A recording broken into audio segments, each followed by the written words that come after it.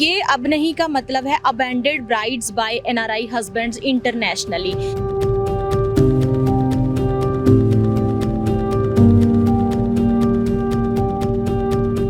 ये उन लड़कियों का समूह है जिनको उनके एनआरआई पति छोड़ के चले गए।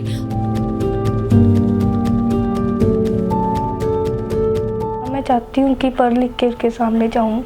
क्या मैंने हासिल किया अपनी ज़िंदगी से, क्या उसके बिना भी।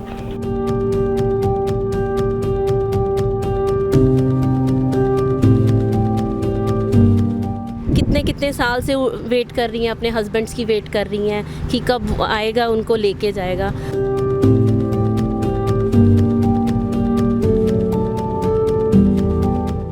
इकतालीस साल की सतविंदर कौर की जिंदगी का एक ही मकसद है, ऐसे लोगों की मदद करना जिन्होंने विदेश जाने के बाद अपने जीवन साथी इंडिया में छोड़ दिए हैं।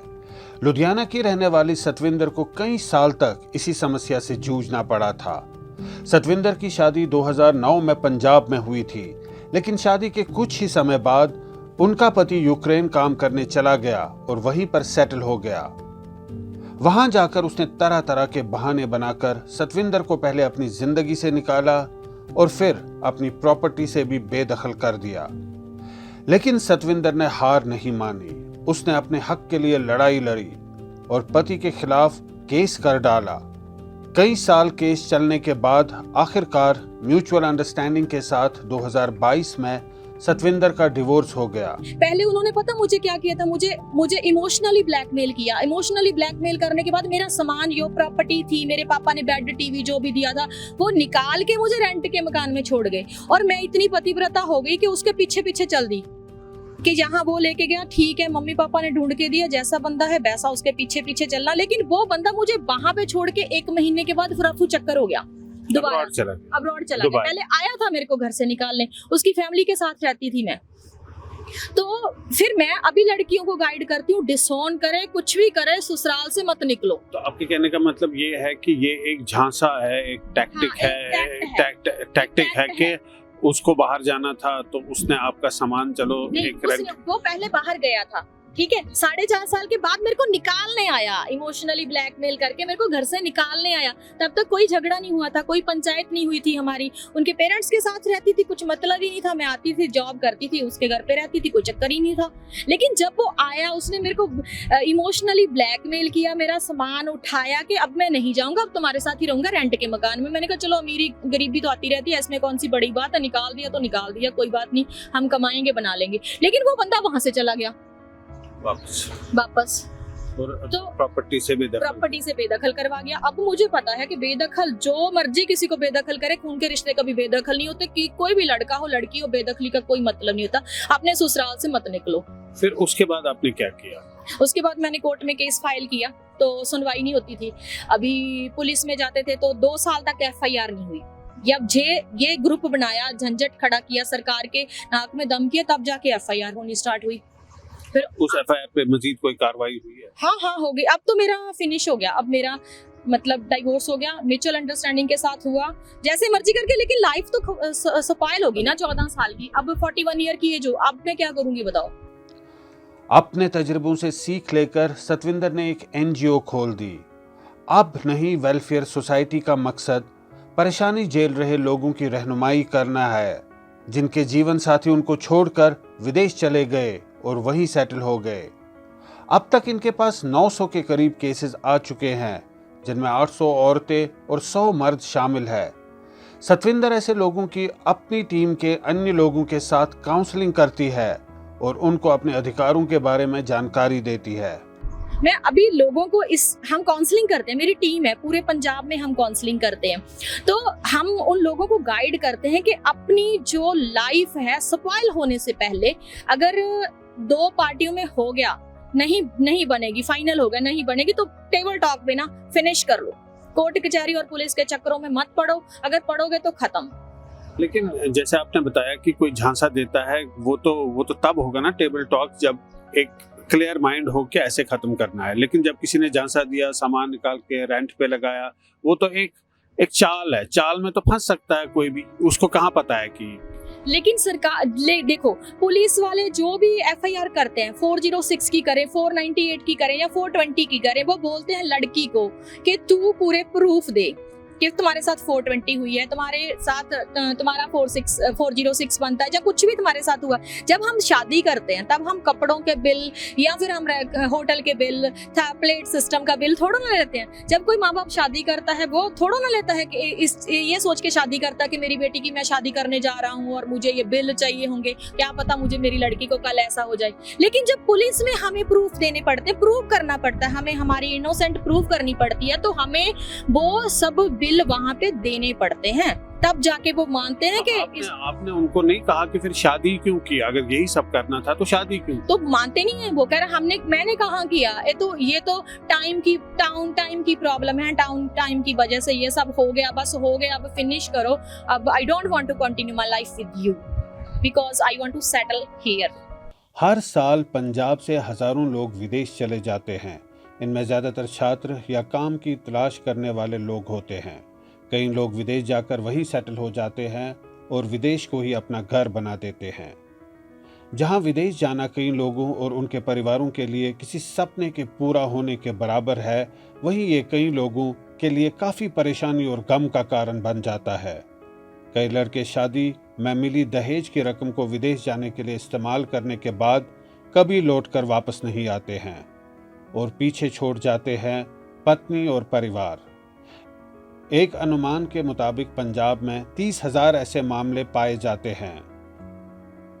आंकड़ों के मुताबिक 2019 में पंजाब पुलिस की एनआरआई विंग में कुल 4,267 केसेस रिपोर्ट हुए, जिनमें धोखाधड़ी, प्रॉपर्टी डिस्प्यूट और मैट्रिमोनियल डिस्प्यूट जैसे मामले शामिल थे। जबकि 2020 में कुल 3,829 केसेस रिपोर्ट हुए हैं। यहाँ पे ऑलमोस्ट लड़कियों के केसेस ज़्यादा हैं, जो मतलब एनआरआई लड़के उनको छोड़ के चले जाते हैं। तो मैं इनको 2020 में मिली थी किसी केस के रिगार्डिंग मैम को। तो मैं खुद विक्टिम नहीं हूँ वैसे, पर मैंने जब इस टीम में देखा, यहाँ की मतलब जो भी टीम की मेंबर्स, जो भी लड़कियाँ हैं, वो सब की सब विक्टिम्स हैं। और ऐसी लेडीज़ हैं जो अपने बच्चों को लेके बैठी हैं, कितने साल से वेट कर रही हैं, अपने हस्बैंड्स की वेट कर रही हैं कि कब आएगा उनको लेके जाएगा, और इतने मतलब अपने बच्चों के साथ बेसहारा होके बैठी हैं। ना वो विडोज में आती हैं, ना ही वो तलाकशुदा में आती हैं। उनका कोई है ही नहीं है, ना उनका कोई आइडेंटिटी रही है। पंजाब के मुकेरियां की सरबजीत कौर की दिलेर सिंह के साथ 2007 में शादी हुई। सरबजीत ने 12वीं पास किया था और दिलेर सिंह, जो उससे उम्र में छोटा था, ने मैट्रिक पास किया था। शादी के 2 साल बाद उनके घर बेटी पैदा हुई। इलेक्ट्रिशियन का काम करने वाले दिलेर सिंह ने 2010 में फैसला किया कि वो विदेश जाकर काम करेगा और वहीं पर सेटल हो जाएगा। वो ऑस्ट्रिया चला गया और बाद में मैक्सिको बॉर्डर क्रॉस करके अमेरिका गया। वहाँ से 2014 में कनाडा का रुख किया और तब से वो वहीं पर है। दिलेर सिंह को विदेश जाने के लिए और वहाँ पर सेटल होने के लिए सरबजीत ने अपने सारे गहने बेच डाले और अपने घर वालों से पैसे मांगकर उसको दे दिए। 2015 तक दिलेर सिंह सरबजीत के संपर्क में रहा, फोन पर बात भी होती थी। इस बीच उसके माँ बाप ने भी कनाडा शिफ्ट कर लिया, लेकिन वो हर बार सरबजीत को झूठे आश्वासन देता था कि उसको भी विदेश बुलाएगा। उसने सरबजीत से डिवोर्स मांगा, ये कहकर कि ऐसा करने के बाद ही वो कॉन्ट्रैक्ट मैरिज करके परमानेंट रेजिडेंसी हासिल कर पाएगा। फिर दूसरी बीवी को डिवोर्स देकर सरबजीत से दोबारा शादी कर लेगा। लेकिन सरबजीत ने उसकी बातों पर यकीन ना करके डिवोर्स से मना कर दिया। उसके बाद उसने सरबजीत से बात करना छोड़ दिया। 2010 में सरबजीत को पता चला कि उसके पति ने वहां पर एक पाकिस्तानी लड़की के साथ शादी की है।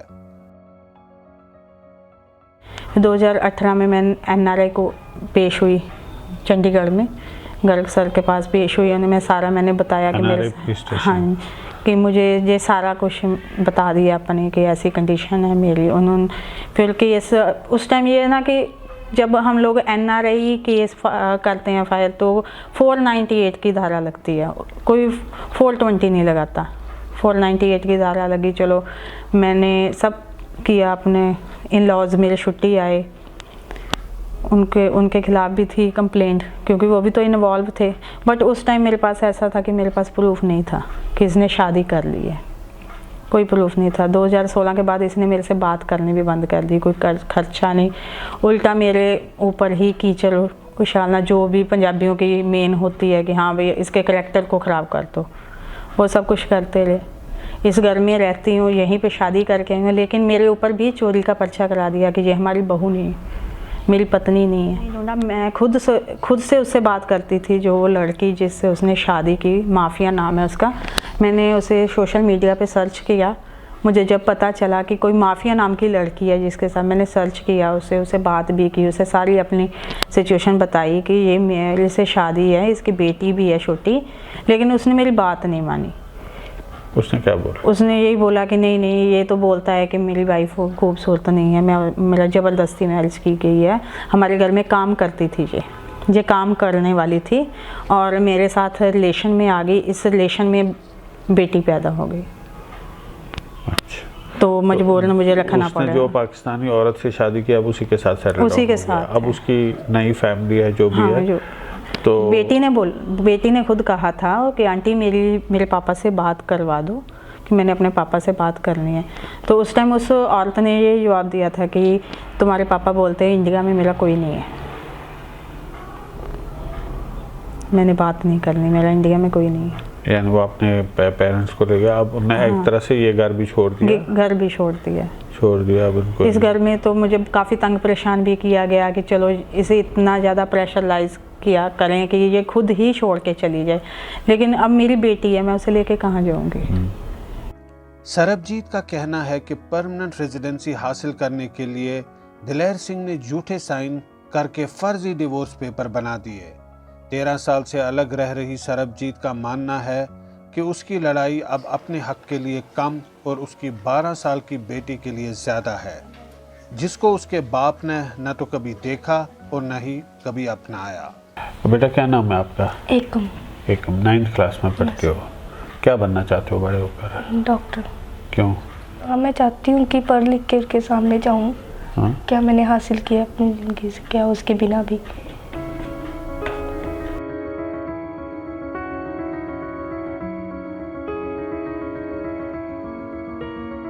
लेकिन अब पंजाब में एक नया ट्रेंड चला है जिसको रिवर्स डावरी के नाम से जाना जाता है। रिवर्स डावरी के केसेस पंजाब में दिन ब दिन बढ़ रहे हैं, जहां शादी के बाद लड़के और उनके परिवार वाले लड़कियों पर मोटी रकम खर्च करके उनको पढ़ाई के लिए विदेश भेज देते हैं। मकसद होता है पढ़ाई के बहाने वहां सेटल हो जाना, ताकि पति और परिवार के अन्य सदस्यों के भी विदेश जाकर सेटल होने का बंदोबस्त हो जाए। लेकिन ऐसा हर बार नहीं होता है। देखने में आया है कि कई बार विदेश जाकर लड़कियां अपने जीवन साथी को धोखा देती है और कभी वापस नहीं आती है। ऐसा होने पर कई बार पति और उसका परिवार डिप्रेशन का शिकार हो जाता है और अपने पैसों की वसूली के लिए दर दर की ठोकरें खाने पर मजबूर हो जाता है। देविंदर सिंह और जसपाल कौर की कहानी भी कुछ ऐसी ही है। इनके बेटे की शादी 2017 में हुई। शादी के कुछ ही महीनों के बाद बहू ने आइल्स का एग्ज़ाम दिया और विदेश जाने की तैयारियां शुरू कर दी। बहू को कनाडा भेजने के लिए देविंदर सिंह ने अपनी ज़मीन बेचकर 55 लाख रुपए जोड़े, जो उन्होंने कई किस्तों में बहू को कनाडा भेज दिए। लेकिन कनाडा जाने के बाद बहू के तेवर बदल गए। उसने अपना फ़ोन बंद कर दिया और अपने पति और परिवार के साथ संपर्क तोड़ दिया। आखिरकार तंग आकर देविंदर ने अपने बेटे को बहू से मिलने कनाडा भेज दिया। वहां पर उनकी मुलाकात तो हो गई, लेकिन लड़की ने साफ कर दिया कि वो इस रिश्ते को आगे नहीं चलाना चाहती है और डिवोर्स की डिमांड कर डाली।